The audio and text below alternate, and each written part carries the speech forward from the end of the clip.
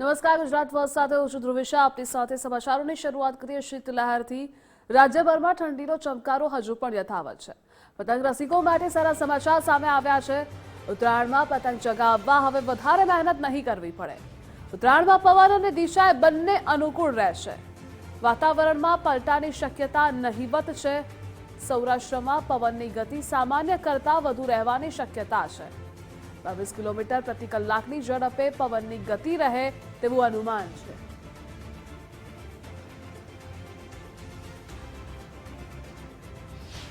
મકર સંક્રાંતિનો પર્વ આવી રહ્યો છે તો મકર સંક્રાંતિના દિવસે ઘણા વર્ષ પછી સૌ પ્રથમ વખત એવું બનવા જઈ રહ્યું છે કે પવનની સ્પીડ અને પવનની દિશા છે એ ગુજરાત માટે ખૂબ અનુકૂળ રહેશે.